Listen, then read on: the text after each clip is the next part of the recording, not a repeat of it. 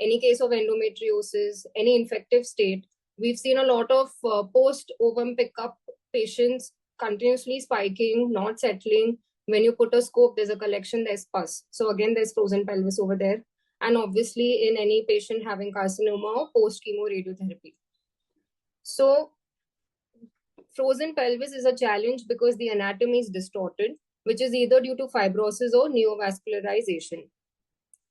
We are scared because there is going to be, the intraoperative time is going to be much higher. So she might end up with complications of anesthesia, A, or B, you can inevitably injure any surrounding structure when you're, because the anatomy is distorted. Hence, taking appropriate consents is very, very important to even be safe on a medico-legal front. Just a quick anatomy recap. So, space is the surgeon's friend. Space is basically, space has areolar tissue, which is the structure that you have to find. You have to safely find the space to dissect between the two organs. Now, the only thing important to remember over here is these are the avascular spaces of the pelvis. The ureter divides the pararectal space into medial and lateral, and the umbilical artery divides the paravesical space into medial and lateral. And then much lower in the pelvis, from the lateral pelvic wall at the level of the internal iliac vein, you will see the inferior hypogastric nerves join the superior hypogastric nerves to the rectum, the uterus, and the bladder. If while operating you injure one side, the contralateral nerve is always going to compensate. But if you injure both nerves, there is going to be a poor functional outcome of the patient. She's going to end up probably with urine retention, loss of libido, and constipation. So we know there are so many problems. How are we going to make it possible to untangle this pelvis? First is to standardize the steps. You have to make your steps reproducible. So you can keep doing it again and again. And the same principle applies for open and endoscopic surgeries.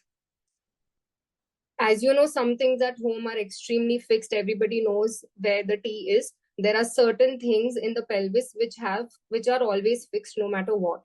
So you have the pelvic brim, you have the psoas muscle, there is the round ligament and the obliterated umbilical artery. When you enter the abdomen, the first thing you have to think of is the exposure. So you have to think of releasing the congenital adhesions, any previous surgical adhesions, and understanding the texture of fat. So the omental fat, the bowel, the large bowel, small bowel fat, and the anterior abdominal fat. The textures of all these are different. Once you start understanding these textures, you're going to be able to dissect beautifully well. There are some smart retraction methods which one can employ. Like you can give a steeper head low. You can probably put a gauze over there to prevent ptosis of the bowel in the pelvis. You can also have a T-lift, which goes through the epiploicae of the large bowel and hitch the bowel. You basically want to free the assistant's grasper so they can help you more effectively in surgery. Now, if you enter an abdomen and you see such an image where the small bowel is hung on the anterior abdominal wall, do not panic, do not get scared. Gently hold the lumen of the small bowel and use cold scissors. Avoid using energy sources at such places and be close to the anterior abdominal wall. Now, such adhesions where you see flimsy adhesions, you can very comfortably go use the scissor over there. In case you think you're entering the wrong plane, come behind, reassess, and then again you can go in the right plane. It is always better to cut into the abdominal wall rather than cutting into the small bowel. As you can see over here, there is a fibrotic band which is being, there's a fibrotic band which was being pushed onto the small bowel, which is always safer.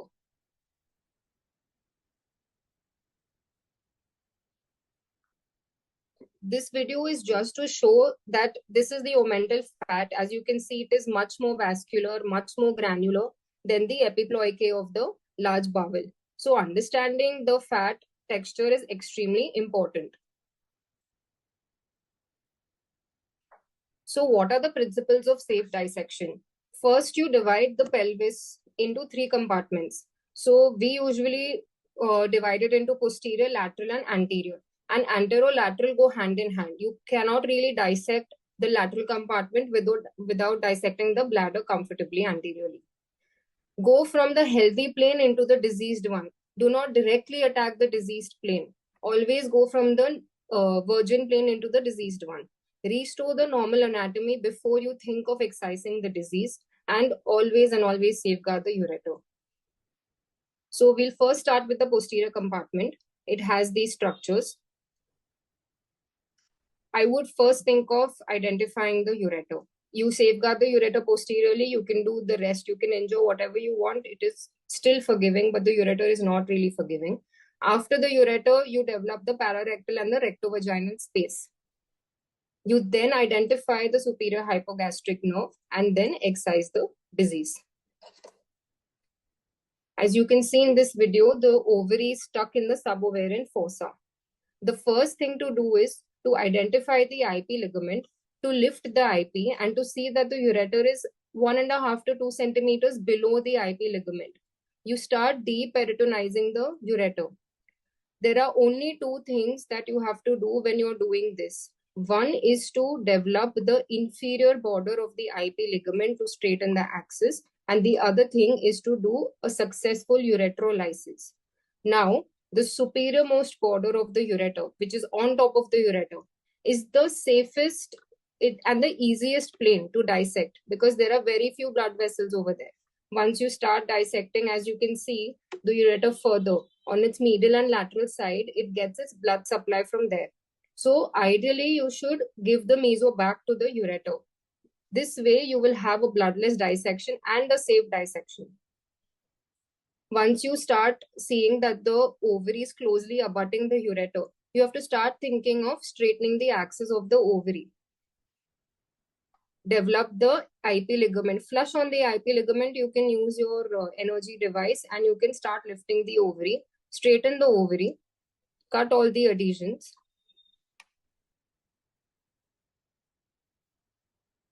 And then go for complete excision. This is the uterovarian ligament. I'm going parallel to it. As you can see over here.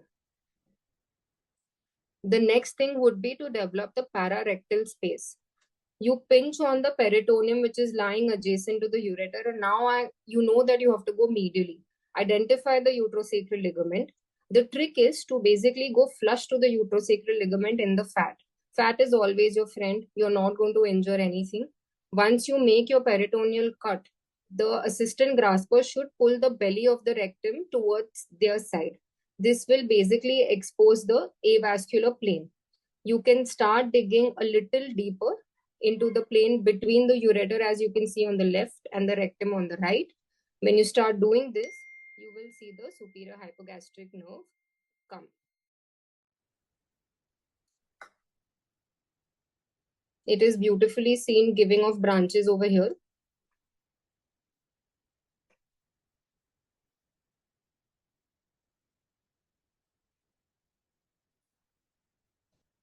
Now I showed you how to develop the pararectal space. Rectovaginal space is equally important. When the rectovaginal space is not involved, it opens like butter because you have the non-Miller's fascia over there. You can very nicely just open it up and push the rectum down. In this case, the rectovaginal space is infiltrated with endometriosis. So how are you going to go about it? The principle stays the same. You pinch on the uterosacral on either side. You keep making cuts in the fat. You start close to the uterosacral and then eventually you start coming towards the bladder. Till as long as you're in the fat, you are in the safer plane. The trick over here is to transect the uterosacral. Once you transect the uterosacral, you will be able to enter the rectovaginal space successfully. If you have fat on your either side, transected uterosacrals on your either side, there is nothing left but to cut the rectum superiorly. Basically, to cut into the rectovaginal space, divide the disease between the torus and the rectum. The trick is just to stay above the fat if visible. If you stay above the fat, you're not going to injure the rectum. Can take if you take cold scissors at this point, it is going to bleed a lot. It is going to soil your vision. So you can take an energy device, no problem. Take smaller bites, go into the fat, and slowly reflect the disease on the rectum. As you can see here, it is almost done. You can see on the right the pinkish hue of the vagina. That is your rectovaginal space. Now we have reached supple planes beyond the disease. So this is also important to basically reflect the disease and safely excise it.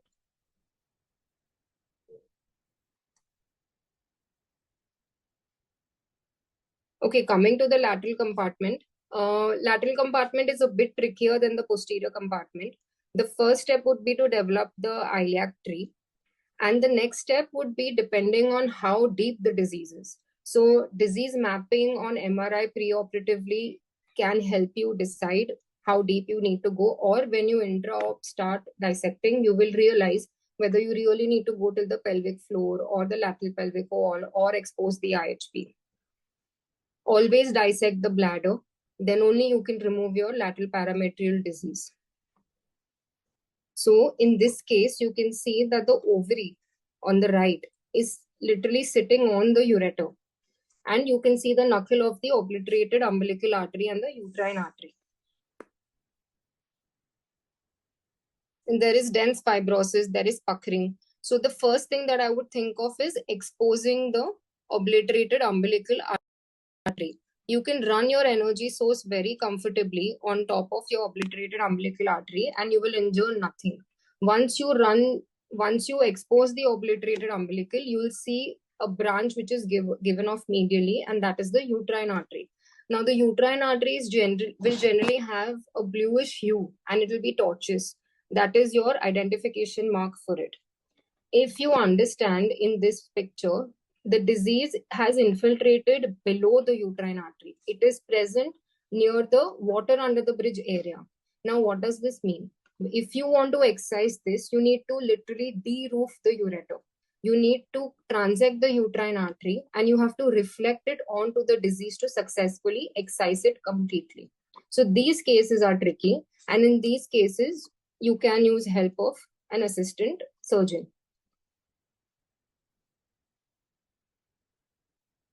The idea is to basically free the ureter from all its margins. This is the medialmost margin. You can use your left hand to safeguard the ureter and you can excise its medial border. After that, you can transect the uterine artery, take it at the origin and develop its inferior surface. When you are developing the inferior surface, you're basically going from below the disease, under the disease. This will give you room to enter the water under the bridge area with your prongs. Push the ureter down, safeguard it. Again, over here, as you can see, with the left hand, you're going to push the ureter on the left. The uterine artery pedicle has now straightened. And you can easily and safely take the uterine artery and vein. This is the uterine vein which has popped up. The uterine artery is above it. And this is the anatomy. This is a fork-like anatomy. The uterine artery and vein and the ureter going from in between. Take small bites, take judicial bites. You're using energy near the ureter. Be careful of whatever you're doing. You can very nicely just push the fascia of the ureter down. This way, you're not going to end up in any ureteric injury or necrosis and fistula formation later. This is a beautiful paper by Dr. Horace Roman. He has explained the 10 steps of excision of endometriosis, which is as good as unlocking of frozen pelvis. How do you improve your skills? So, see, it's easier said than done, but so you have to continuously keep working towards this. You can attend cadaveric courses, you can watch videos, which are very easily accessible today, and keep assisting surgeons more and more who are doing such cases. If you want to win in life, these are very basic points, but you need to master your anatomy. Your predictive anatomy is the way to go. Anticipate the problem before you actually land up in one. So have that insight preoperatively, okay, I'm going to probably, this case is difficult. I need to call somebody. I need to have a team, counsel the patient. Be very, very patient while you're dissecting. Do not be in a hurry. You rather take time intraoperatively than end up in a postoperative complication, and have some flexibility intro. Even though you're used to doing a certain procedure a certain way, your steps which are defined, certain pathologies do need a different mind, they do need a different idea, they do need change in your routine steps. So if you are flexible, you'll probably have a better outcome. And I just want to say that a good surgeon is not born. You have to, they acquire the skill with perseverance. You need to start and you need to keep doing and doing it. Thank you.